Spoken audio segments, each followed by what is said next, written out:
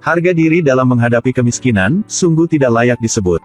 Untuk membantu ayahnya melunasi hutang, Elizabeth membuat kesepakatan dengan Charles.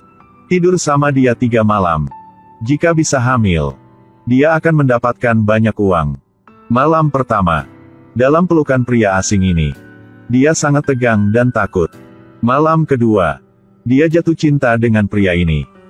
Gadis muda itu merasakan manisnya dan pahit punya cinta. Sampai malam ketiga, dia sedikit tidak tega. Tapi transaksi mengakhiri di sini. Tidak lama kemudian Elizabeth berhasil hamil.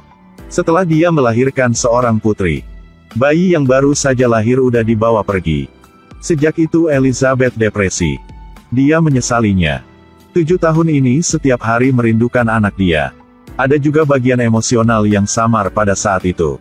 Elizabeth datang ke London untuk mencari anaknya. Bekerja sebagai tutor untuk bertahan hidup.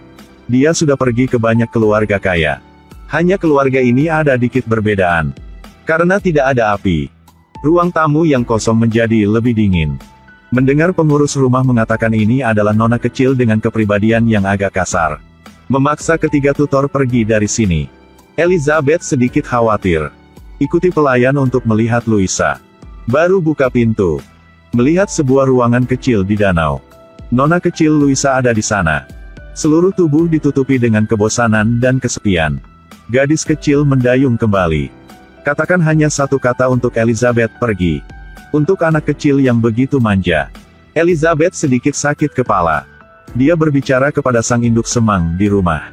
Tapi dia bukan pemiliknya di sini. Dia adalah adik pemilik sini. Nyonya mati otak berbaring di tempat tidur. Dan bos akan kembali besok. Hari berikutnya Elizabeth berdiri di dekat jendela melihat keluar. Tepat pada waktunya untuk melihat bos kembali. Sampai dia melihat wajah pria itu dengan jelas. Dia menemukan itu adalah Charles. Adik pemilik rumah membawa Elizabeth ke ruang tamu. Biarkan Charles bertemu dengan tutor baru ini. Dia terkejut tetapi tidak berani berlebihan. Lalu dia membawa Elizabeth ke ruang baca buku. Dan suruh dia cepat pergi dari sini.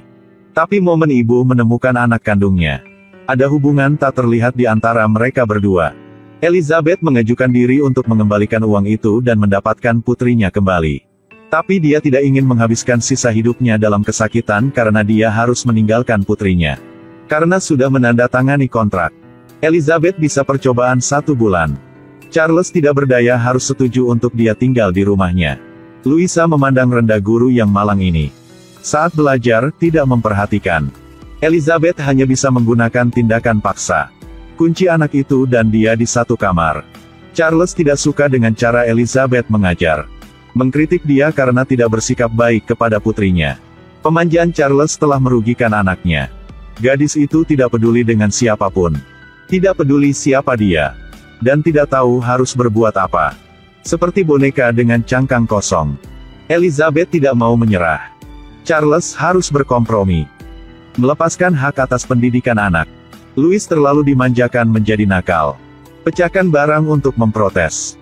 Elizabeth tidak melakukan apa-apa sampai dia berhenti. Bersama di kamar selama sehari. Louisa akhirnya menyerah. Menerima cara pendidikan Elizabeth. Semua orang senang dengan cara dia mengajar. Tapi Louisa hanya berpura-pura. Hari berikutnya dia mulai memprotes lagi. Elizabeth dengan marah memercikkan warna pada gadis itu. Lalu percikan warna pada diri sendiri. Dia ingin memberitahu Louis. Tidak ada yang baru lahir udah mulia. Mereka setara sekarang. Uang, posisi akan hilang nanti. Hanya kebebasan berpikir adalah abadi. Inilah mengapa dia ingin Louisa belajar. Mulai sejak itu, Louisa mulai berubah. Dengan patuh belajar dari Elizabeth cara mengeja dan mengenali huruf. Terkadang akan mengungkapkan isi hatinya. Dia tahu-tahu bahwa wanita di tempat tidur itu bukan ibu kandungnya. Jadi dalam hati ingin bertemu ibu kandungnya. Elizabeth sangat ingin berbicara dengannya. Ibu adalah ibu kandung punya kamu. Tapi dia memiliki banyak kata-kata yang tak bisa katakan. Dia tidak mengerti mengapa citra Charles selalu ada di hatinya. Mau tak mau dia ingin menguji cinta.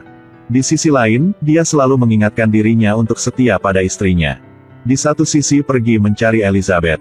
Di depan istri berbaring di tempat tidur dan Elizabeth. Charles tampaknya berada di persimpangan jalan kehidupan. Louisa membuka pintunya. Melihat ayah kandung dan guru berbaring di tempat tidur, gadis itu tidak mengerti pria dan wanita. Tapi dia tahu Elizabeth telah merampas cinta ayahnya. Louis bersembunyi di kamar di tengah danau.